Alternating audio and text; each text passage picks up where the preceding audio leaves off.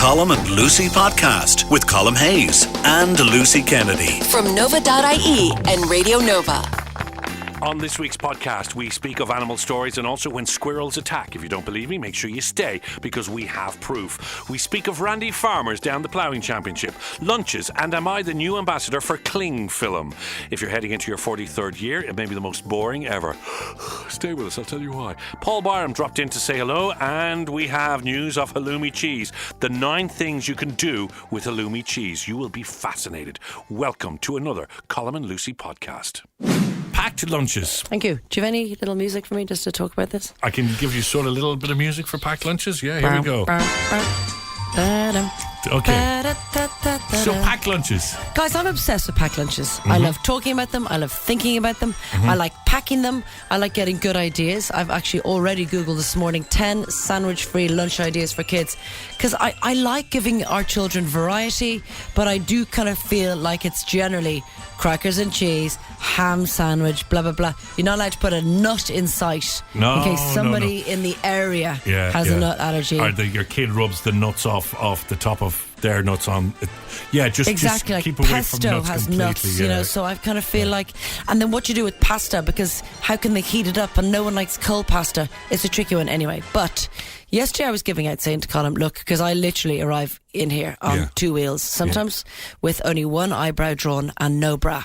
So I said, look, it's just such a panic in my house in the mornings because I do the packed lunches. Rich does the drop off, that's fair enough. And so I'm kind of doing packed lunches half asleep while drinking tea, semi-naked. Anyway, Colin said, well, why do you do the sambos the night before? And I said, what? Yeah. Bless yourself. No. Because for me, I like fresh sarnies. I don't like something the night before. And then what you do with your sandwich the night before, do you put it in the fridge, you put it in the lunchbox, what do you do? And I just need advice from mums, dads, people, anybody, dogs, cats.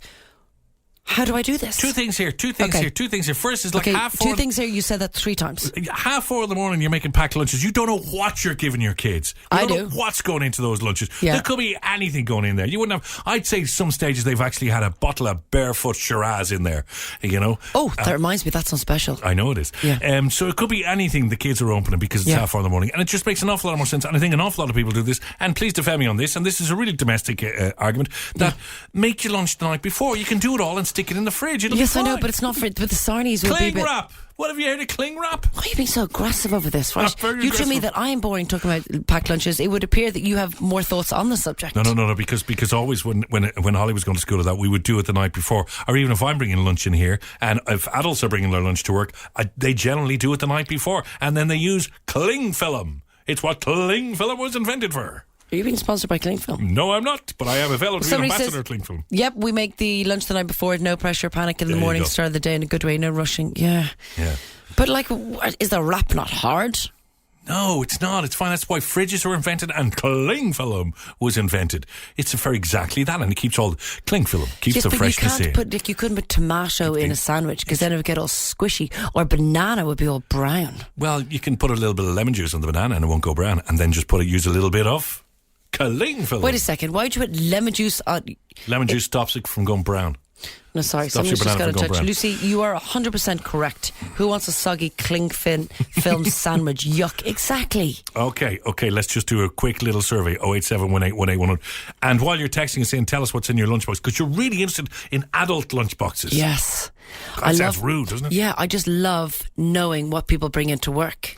Okay. I have a field day in canteens. Okay, so for 10 minutes, we're going to... This is your 10 minutes, Lucy, okay? Because you are approaching 43, which is apparently meant to be the most boring year. Okay, can I just say it's next year? I know, it's meant to be the most boring year of your life. So for that reason, for the next 10 minutes, please feed our Lucy with the information that she needs. See, you think I'm boring, which is kind of hurtful, because I'm not. I'm just inquisitive about the lunchbox. Okay, so she's just inquisitive about the lunchbox officer.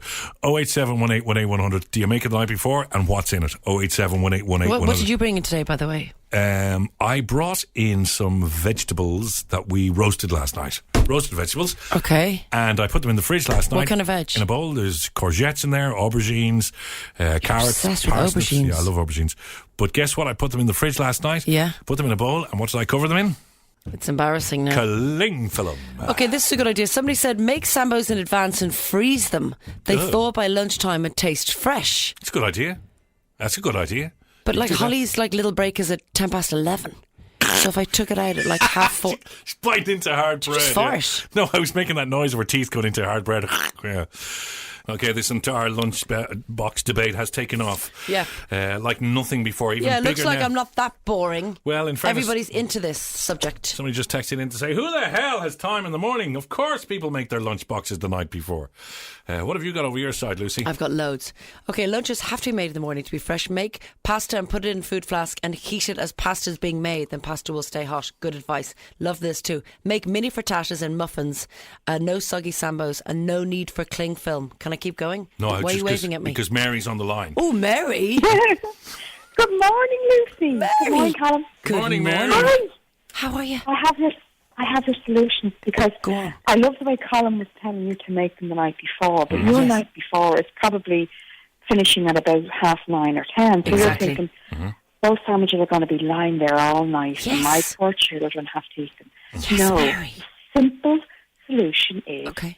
you can make them the night before. Forget the cling film because all that does is it makes the bread sweat. Told you, You Colm. get your piece of kitchen foil, you put a little piece of kitchen paper in it, Yeah. and you wrap the sandwich in the kitchen paper and then in the kitchen foil. Ah. And Bob's your uncle, they're just as fresh as if you made them 2 minutes before. Bob's your uncle, Fanny's your aunt. My That is a God. brilliant That's it. tip. So The cling film is no good because it makes the bread. Cling film. And apart from the fact that the kids can't open it, if they're a little bit smaller than, Yes. well, Takes them ages. I'm working on a new edible cling film. Shut up. So they can Listen to just Mary. you can just eat straight through, no problem at all. Mary's wise. well, Mary's that's it. Okay. Yeah. Very That's well. really I mean, good I advice. make my sandwiches the night before. Sometimes if I'm really lazy, I get up at about 6:45 to make my husband and my son sandwiches, and they're going, God, why didn't you do it the night before? Because I was too tired. Yeah, But I hear that you. works. I'm like you. It 10 works. o'clock, I don't want to talk to anybody, yet alone make a ham No. sandwich. So you get the sandwich, you put just a piece of kitchen Get your roll little over it. square of kitchen foil. Then you'll obviously get a little square of your, if you have kitchen paper or napkin. Yeah. It's all the same. But you wrap your sandwich in the napkin first, and then, or you can put the two together and do it as one job if you're Mary, really quick. And you are a bloody and nifty. genius. There you go. Thank you Try for it out that. and see. I will. And let I'll me know. I will. I'll let you know tomorrow. And a Thanks, great Mary. show because I've only got the chance to listen to you this morning. Well done. It's about time they got you pair back together. Oh, Ah, Mary. Thank you, wise Thank Mary. you. Yeah. Thank you, wise Mary. Mary, Take care we of love you. yourself. Take care of God bless. yourself. Bye, Lovely Mary. day. See you now. Have a lovely day. Bye bye. The lunchbox debate continues. I told you I'm not boring. It's the best of the Colm and Lucy Breakfast Show on Radio Nova. I'm going to bring you a bit of science. Okay, Yeah, a little bit of science. go on. Oh, God. Where are we? Hello, 43-year-olds. Hello, everybody. Hello, 43-year-olds. Welcome to your boring life. Oh, my God. First of all, I'm not 43 yet. Okay. April the 21st, same day as the Queen. Remember that? Hazy face. It's kicking around, though, pretty soon, isn't it? It's not kicking around pretty soon. Let me just say. September, for God's sake. Well, you know what I mean. So This let is me because the sore knees yesterday, isn't it? Well, it started with the sore knees, and then it's continuing with the way you are at the moment in your life, the way your life is rolling into this sort of boring stage, It's right? not boring. I'm bringing science Okay. to you because it has been proven Right. that people have the most fun at 23. Oh, 23. That's when I met my husband. Well, there you go. Yeah. There you go. You had the most fun that year. Yeah. But then they lead boring lives, and by the time they reach 43, you're at your most boring I am ever. not. I can safely say that I'm getting worse with age. God, this music is very repetitive, isn't it? Very repetitive. The study said most of us have less enjoyment. Let's sex this up, Hazy. This- Let's sex it up. Come on. I like to think I'm a sexy 42-year-old. I'm not the one that... Like, that music's like, ooh, all I do is just go around supermarkets all day shopping for cereal. Yes, it does. Well, this report shows that, in fact... Yeah. Oh, it stopped now, thank God. God. It shows that when you hit 43, it is Yes. the most boring... And what is going on? What is going on? It is the most boring of your life. Well, You have very, very little. that's not true. Okay, That's not true. this company went around and asked everybody. Yeah, which company? You? They found You that asked two of your mates, your freaky mates. more than 1 in 10 of those polled found that once you hit 43, life just became just Okay, so 10 boring. people were polled. 10 people who were absolutely balubus. Okay, what happened was you fell into an all too familiar everyday routine. You had cash concerns, tiredness, feeling too self-conscious. My God, this is you! It's not me. It's not me. Yes, I have cash concerns. Yes. These are among the main reasons for adults not going out to enjoy themselves. Over half of those surveyed drank too much. Yes, that might be me again, but I've resolved that since I found out that the drink goes to my knees. And partied much, much less again. That's not true. Yeah, I'm telling you now. No, I am no, telling no. you now. I am planning to party hard. No, look, you just and I mean hard. Just because this research is out, you just can't change your lifestyle just because But our I don't natural- have a Okay, Yeah, my okay. life is a little bit boring at the moment. I understand because I'm working very hard. But once I finish filming Living with Lucy, I'm telling you now, Yeah. you're going to see a new me. 43% of them also over 43 said that they have less Relations. yes, than they've ever had. I'm not going to discuss that. And they believe that they have to look back 3 weeks to actually say, oh, I had a good night then. They've only had fun within within the last month, 43-year-olds. Oh my God. That's not true at all. I had fun last night. What are you people like? What do you mean, us people? First of all, I don't know what those people are like because I'm not going to be one of them until April the 21st. What are you going to get me? I don't know, afternoon tea. You're so boring at 43, No. I think. Hey, do you think there's anything boring about me? I'm sorry, Lee. No, I was literally. I'm sorry, Lee. I didn't realise that you were there. Coughing so inconspicuously. Oh, Lane, the timing was perfect. I didn't even mean that. Oh, God. Yeah, I know. You better I know. have something in your throat. You better. Hey. You better have a frog in your throat. I'm scared now. You should be. I know where our car is. Next year's Living with Lucy. Will Lucy just going around to people having tea and then just sleeping? That'll be it. That'll be it. Well, is that a change from this series? Yeah. There's a lot of tea. There's a lot of tea. sleeping. Yeah. Anyway, there you are. People out there who are just about to hit 43, or if you are 43, science says that this is the most boring year of your life. Well, that's really interesting because right here I've got a little survey about how men who are turning 57 are fat losers. Did you turn off my microphone again?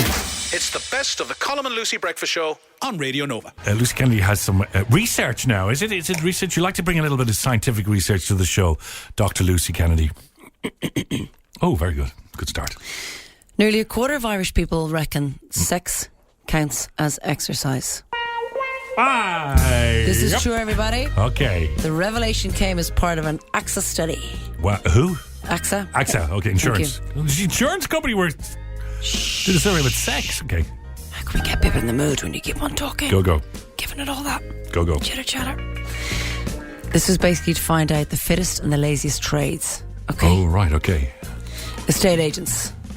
Are the laziest? The laziest. The laziest. 42 minutes. That's how long they last. Wow. Excuse me? Why are you giving them a ding? It's a 42 minutes? yeah. People in the public sector, only 1 hour. 1 hour? Yeah. That's pretty impressive. Arts and recreation. Yeah. 1 hour, 7 minutes. What is arts and recreation? I don't know. Give them a bonk. They 1 hour. Give them a Bonk them. what? Bonk them. Media and journalism. That kind of includes us. Yeah. It's not true. 1 hour and 7 minutes. Charity workers only last 1 hour and 12 minutes. But the lively ones are those dirty, horny farmers. They're all down the plough and 2 hours, 44 minutes. Get out of town. They can last 2 hours. IT workers, 1 hour and 58. Oh, you cheeky nerds. Anybody in the hospitality business, 1 hour and 40 minutes. Grab a waitress today. Hot, sweaty builders, 1 hour, 26 minutes. Can I just... Lawyers, 1 hour, 25. No. But number one, Radio Nova breakfast presenters, 5 hours. No. Can I just... Hang on a second. You're actually giving out to people there because they can last 1 hour. And you're saying that that's bad. I mean, you know that the European average for this is 4.5 minutes, and it's proven. Oh, wait a second. This is how much exercise they do a day. Oh, for God's sake. Sorry, I read it wrong. And that has to do with what? No, nothing really. Just says So that it's that's how much nothing to do with rickety dickety doo dah. Nothing at all. There, she's got a puncture again, people. So it's nothing to do with that. Well, it could be if you hadn't ruined it. You told me to tell the truth. Sorry, okay. You gave me the family look. You know I can't lie when you give me the family look. So those people are they are the worst at it or the best at it? So are you saying farmers are technically still the best? I'm saying farmers get the most exercise. Wow, okay. But it's well known if you do a list of careers about people who are just absolutely hopeless at the puncture noise. Yeah. Post office workers are always there. Why? It's just, I don't know, it's just a survey. It's just a survey. Grave diggers. No good. Well, you wouldn't get in the mood after that, would you? Grave diggers, no. Also, people, blondes. Blondes? Do you know blondes not have more fun? Right-handed people. That's ridiculous. I'm right-handed. Professional clowns. Well, there's nothing funny about that. People in spandex. Hello. Anyone called Angela. Okay, you've made all these up.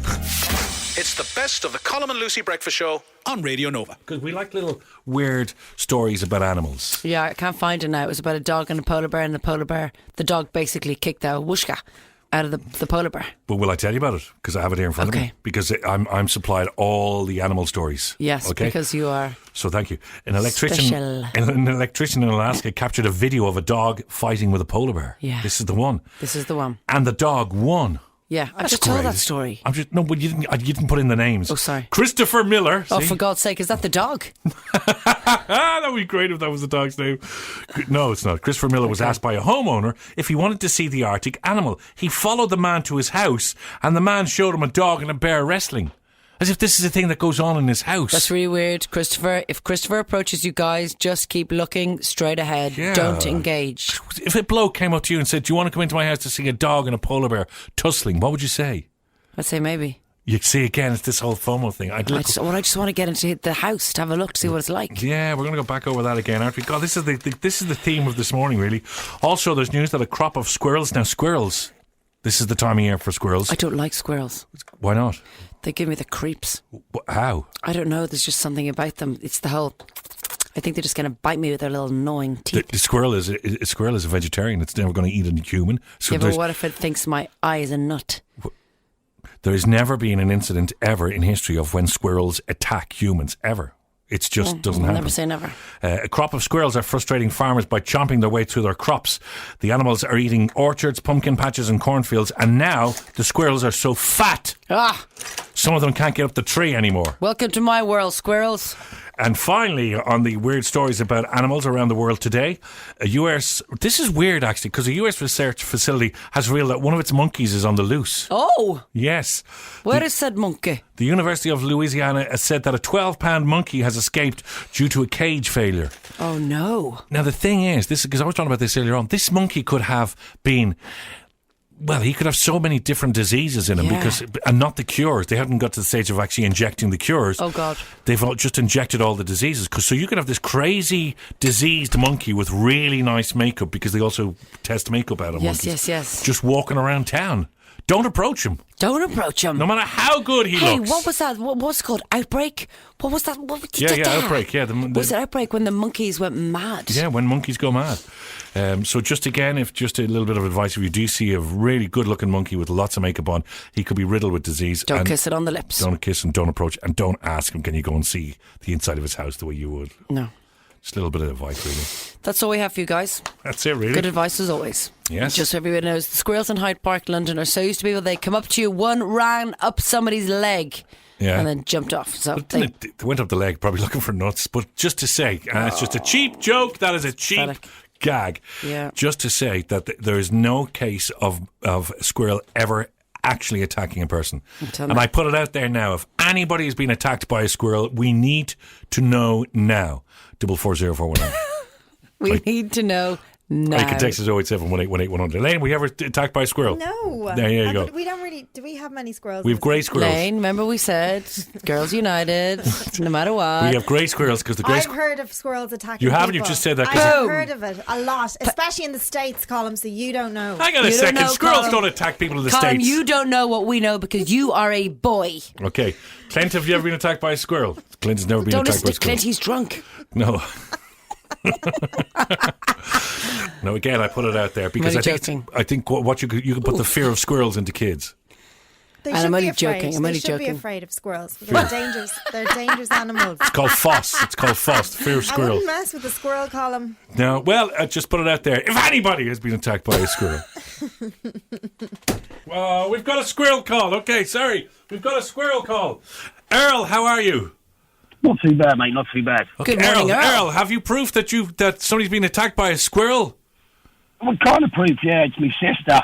She's living in London last year, and she was sitting on the park bench, and the squirrel got up and bit her on the finger and checked her at the hospital and get a tetanus injection over it. Hang on, Mark. This is serious, people.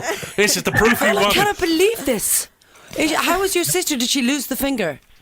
No, she just had to go and get a tetanus. The thing is, squirrels have been getting braver in London over the years because nobody messes with squirrels, so they're getting a bit more feisty now. So they'll come up and get food off you. Yeah.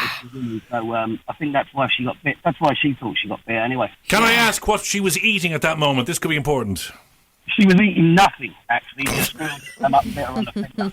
Oh my God. So just to describe the scene, he ran down, she was on a bench, he ran up, did he go up inside her clothes or on the outside? No, outside. He climbed up onto the bench and then walked over to her and then just square bit her on the finger. Oh my God! I knew it. Okay, I knew it wasn't just me. Wow, Sense danger. that brazen little. Okay, well, thank you very much for that. Thank you, Earl. Thank you for that. That's the first live report on radio of a squirrel attacking a human. There you go, guys. Didn't I say Have a good day. I'm always ahead of the pack? Yes, you're right. Thank you, sir. You're right. Thank you. Thanks, Earl. Thanks, and Bye-bye. pass on our regrets to your sister as well. Okay, thank you. Okay, bye. Love you. It's the best of the Colm and Lucy Breakfast Show on Radio Nova. There's one thing about Lucy Kennedy and Colm Hayes. Hello. We are foodies. We are foodies. Oh, we are foodies. Big time foodies. What have you got? And we will often discuss food off air and on air, but usually when we come in, we'll have a discussion about what food we had yesterday. Yeah. And I regularly talk about halloumi. Yes, you're obsessed with halloumi, Yes, so much I am. so Yeah. that I bought 4 packets of halloumi that's in my fridge and I don't know what to do with it. Okay, so I got into halloumi because this what's his name, the body coach, Joe Wicks. Joe, okay, yes. Okay, I saw a recipe that he did, which is when I was trying to get really, really fit, and he does this amazing curry with broccoli and halloumi. Right, It's gorgeous. It's like we have to have it once a week now at home. Okay, Once a week? Once a week, yes, it's in the diet once a week. My son, even, I had to actually write it out for him. I actually spoke the recipe into your phone once. Yes. Is this a chickpea? Yeah, that's the one. I feel like, I'm not going to lie to you, right? I feel like you're a bit of a one-trick pony.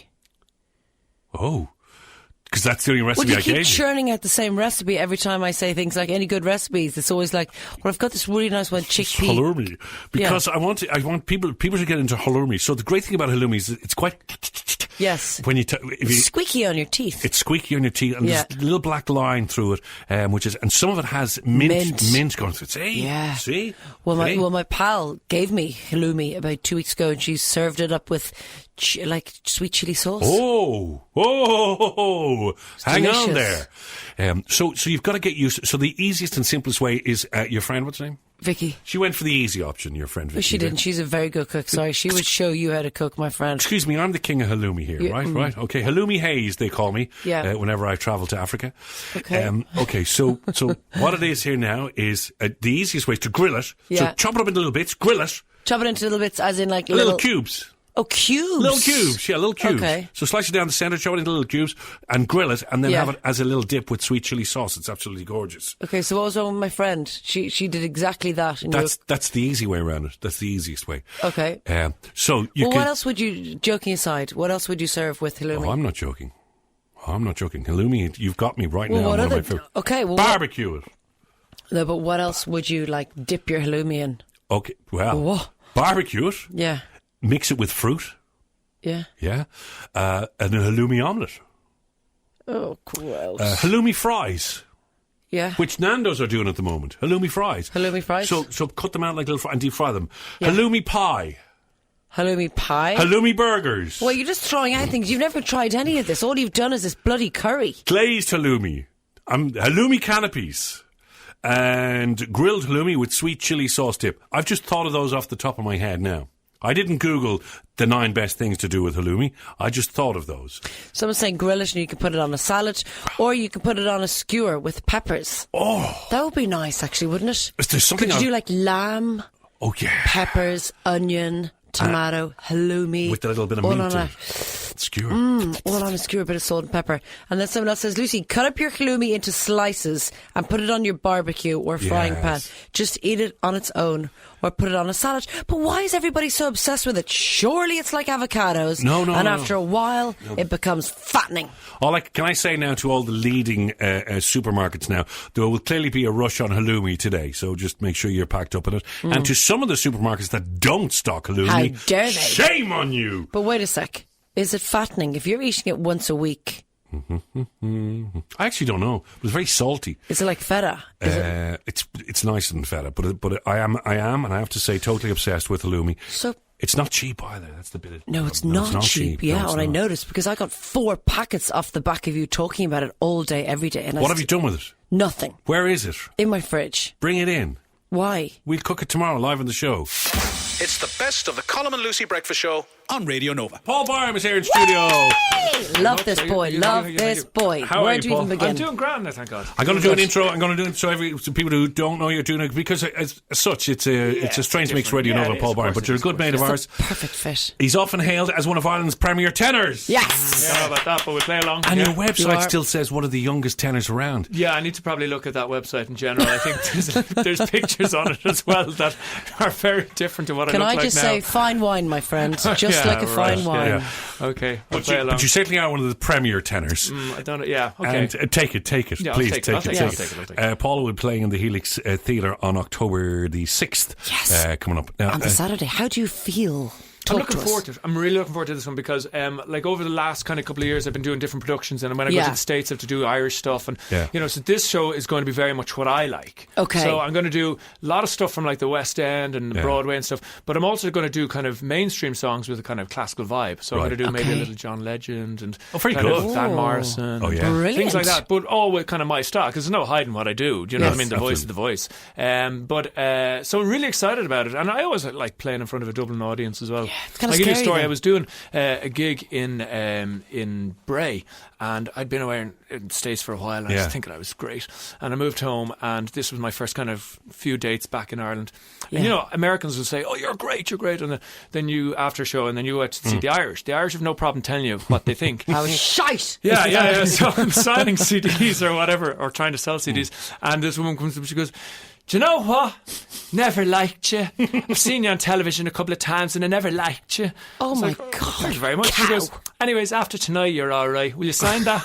There you go. I was like, I that's take the that. most roundabout way of complimenting me. But I took Yes, it. backhanded.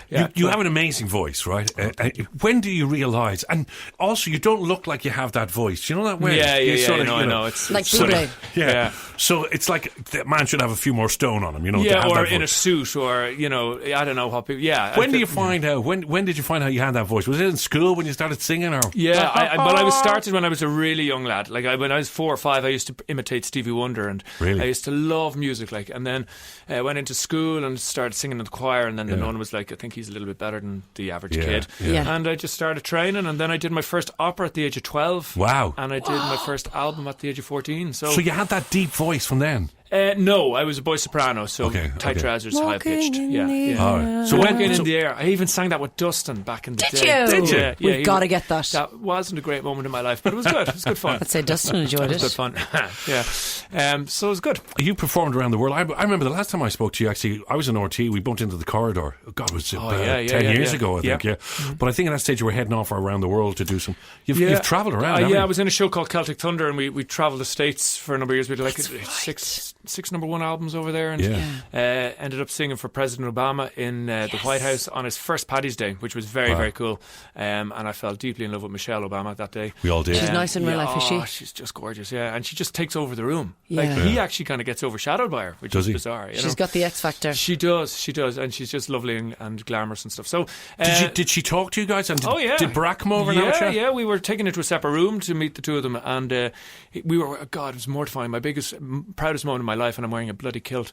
And, But and what he were you was wearing like, under the kilt? Well, Lucy, we won't get into that. That's now. for Michelle to know. Yeah.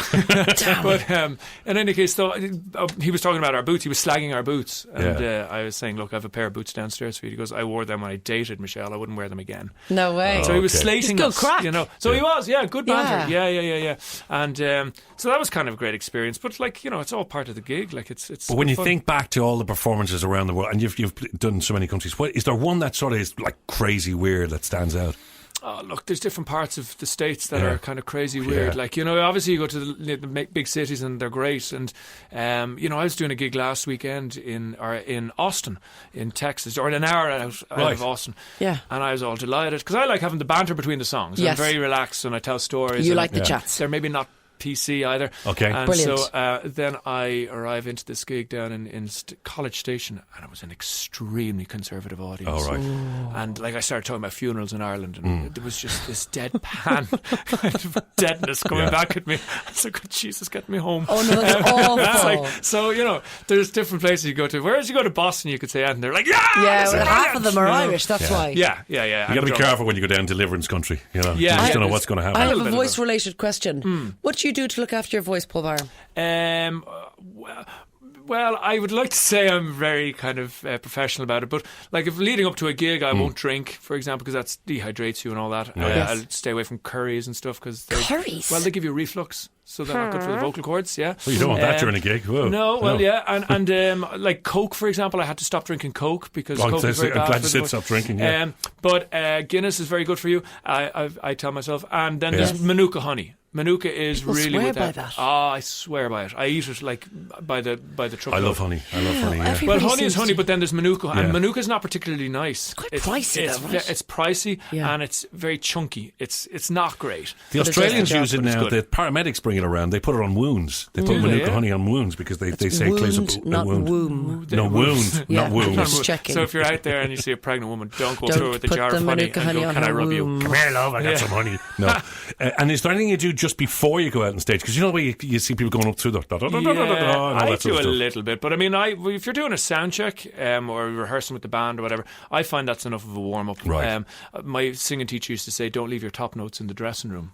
Right. You know, Okay, a lot yeah, of people yeah. would kind of do their vocals and then they go out and they're knackered. You know. Yeah. So I mean, I do what I do. I trust myself. I trust the talent that I've been given, thank God. Yeah. And I kind of just get out there and hope for the best. And when I go for a top note, it's either there or it's not. And it could be an awkward moment or it could be great. But with that face, it doesn't really matter what he sings. Do you know what I Lucy, mean? you're saying all the right things. You're saying all the right things. My God. I have a nice Paul Byron story. Okay. So when Richard finally proposed, after I marked out the Argos catalogue page, the ring that I wanted, not that he... Anyway, we went to look at Slane. We were going to get married in Slane Castle. And we looked at the church and everything. And it just turned out then, just between numbers and the way Slane is, only X amount of people could stay, blah, blah, blah. We thought, we'd get married in Italy. However, literally on the way back from Slane, the first phone call I made, as in outside family, was to Paul to say, just got engaged, we're thinking about this date, can you sing at our wedding? And he said, and I was absolutely. delighted. Yeah. And then I heard you moved it to Italy, and Yeah. I was even more delighted. But then I realised I wasn't going to Italy. No. And then you never got the second phone call. No, VIP magazine weren't prepared to give them that budget. So, Yeah. He's Yeah. spicy. So that's a great story, Lucy, that you say you asked Paul Byron to sing at your wedding and then you didn't let him. Well, no, it was Technically, Italy. that's the story. Well, I mean, if he's shopping for his ring in Argos, you're not going to get a singer to go to Italy for. Oh my God, I'm so dumb. Yeah, okay. So anyway, So, Linda yeah. Martin, how much did she cost for the wedding? What's wrong? Why me? Yeah, which is exactly what she said when you rang her. Now, okay, so He loves his own jokes. we gave you a little bit of music. You've actually Yeah, I recorded got something it. for Well, us. yeah, when Clint rang me yesterday, the way he said it on the phone, I thought it was Prince, and I got scared. But Yeah. Clint rang me and he said, "Look, I've got the track from the show that I want you to put words to. Yeah. I think it'd be hilarious." And I was like, Oh, "Yeah, God, hilarious." no pressure. But I'm not a songwriter, okay, and I'm not funny. So You're those a are two lover. things that go. I'm a lover, but Yeah. they're two things that don't go very well when you're trying to do a funny song. Right. So I came up with what I'm going to do now, and it's either going to be brilliant or hideous or cringeworthy, and we'll never talk about this again. Okay. And I will never be booked for a wedding again. It can be our dirty secret. It'll be our dirty So secret. do you need to Nice put the and dirty. headphones I'll on put the there? headphones Okay, on so 'cause I Paul's need going the to play. track. So this track is actually the opening track that we play every morning as we open up at 10 Yeah, and past you guys 6. can do like BVs on this Colm and Lucy. That's all you've got to do. Every What's time I BV? kinda look Whoa. BVs, would you Backing stop vocals. it? You know only too well, darling. Ireland's Got Talent, come on. Come Okay, on. let's do this. Come Right, on, let's come do on, this. come on, come on. Okay, We'll have Paul the bounce. Byram singing the first song ever written for the Colm and Lucy Breakfast I Show. apologise. And now, everybody, it's time for the Colm and Lucy Breakfast Show on Radio Nova. And here they are. Colm and Lucy, Colm and Lucy. Men and women on their way to work. Colm and Lucy, Colm and Lucy. Lucy gives the man their morning glory. Colm and Lucy, Colm and Lucy. But Colm's here to make sure things ain't getting sexy. All right, lads, Colm. Lucy with her long black shining hair. Colm and Lucy, Colm and Lucy. While Colm looks like he's just having a man. Colm and Lucy, Radio Nova, what is going on? Seriously. Wow! Colm and Lucy, representing both sides of the Liffey. Colm and Lucy, Colm and Lucy. Lucy Sandy Cove and Colm Santry. Colm and Lucy, Colm and Lucy. She's worked with 2 stuffed Muppets, now just 1. Colm and Lucy. Colm's eyes is Podge and Raj Glare. Colm and Lucy, Colm and Lucy. Celebrities are living with the Lucy's flash. Here I saw Colm coming out of Beshop's there with a bag of chips on Saturday night, where Lucy was off having Nathan Carter's fitting into his pants. And the other half live what? Lucy Kennedy and Colm Hayes. Colm and Lucy, Colm and Lucy. No better way to rise and start your day. Colm and Lucy, Radio Nova's the place your dial should be. Colm and Lucy, Colm and Lucy Breakfast Show, 6 to 10. Hey! You My outdone God, I yourself. loved you before. I adore you now. That there is possibly going to ensure I never sleep with another woman in my life. Paul Byram in studio. Paul, thank you so much for coming in. Paul is playing the Helix Theatre very soon, actually, October 6th of October. 6th October, guys. Stay and put me out of my misery. Yes, He come in is and sing to so us again. worth Thank it. you, guys. Paul Appreciate it. Byram, ladies and gentlemen. Good to Paul see you. Byram. Thank you. Look Radio great, Nova. you sound great, you are great. I love you. Jesus, who the hell is playing a tin whistle? Hey, it's Clint. And he can talk while he's playing it. What a man. I blow well. God almighty, thank God he's good looking. Clint, what's happening in the movie world? Because you know. There is a few things out this week. Let's start with Mile 22. This is Mark Wahlberg, the Oscar nominee. Mark, what do you think of Mark? Oh, well, need I ask? Yeah. She can't control herself. Wasn't there a thing on He's a the... bit of a knob, though, in person. Thank you very much. He's not a knob in person. Actually, I have interviewed him too, Lucy So have I. Kennedy. I Oh, interviewed him- hello! Yeah. I interviewed him at the premiere of Daddy's Home 2. Yes. And he was great crack. Knob Loved for me, the knob Irish. for me, knob It's for because me. you're a boy. Okay, can I just say? is it? Can I just say that's Maybe. 6 mentions of knob now so far. So can we just stop? Can we be knobless from now on? And also, Let's talk about halloumi again because it was so interesting. and yeah. So did you see his diet or his regime that was Yes. put up on the Yeah. internet? Like up at 3:30 in the morning. Listen, does we're look talking about a good, Calvin like- Klein model here. He takes, is hot. He puts a lot of effort into looking the part. Yeah. Shame he doesn't put a lot of effort into the acting. Oh, somebody in the room is jealous. So tell us about the movie, Mile This 22. is an elite American intelligence officer who's aided a top secret team. So this is like one of those teams where, the police don't know about it, the FBI don't know about it, the Secret Service don't know about it. So he's part of this team who's doing things that he shouldn't be doing. And the action is packed. And all of that. There's fantastic espionage and all that sort of stuff. But he is just so dull. I just can't get into it. Here's a little taste of Mile 22. Our team are no longer employees of the U.S. government. Their identities have been erased. They are engaged in a higher form of patriotism. The mission is first, last, and everything in between. Can I not just say... Oh, he's such a beautiful person. Thanks. Now, can I not just say that have we not had all of this with Jason Bourne? We pretty much have. Yeah, okay. Yeah, so this is another version of Jason Bourne. The good thing about this one is we have John Malkovich in it. I like John Malkovich. Brilliant. So you will like that bit of this film. Okay. You won't like Mark, you'll like John. I like the story. There is an opening of a door for a sequel to come. Oh, God. 23 miles. Mile, yes. 23 and a third. So having said all that, I will give it 3 stars. Oh, that's so quite you're good. not that fussy about his performance. Yeah, but it could have got a 4-star if there was a better actor in there. Yeah. Oh, okay. well, who'd you put in there instead? I take this personally. Good question. Well, I do like a Daniel Craig as Bond. Yeah. Tom Hardy. Tom Hardy would be nice. Yeah, what about Danny Dyer? Also out this week, we had a special screening last night at the Stella Theatre, and the Radio Nova listeners were introduced by lovely Ruth Scott to our special... God, the Stella Theatre is beautiful. Have you been there yet? No, but I saw you put it up on Instagram. I haven't been there. Oh, you have to see a film there. You can lie down on the beds in the front row if you like. You can have the comfy couples couches at the back if you're that way inclined.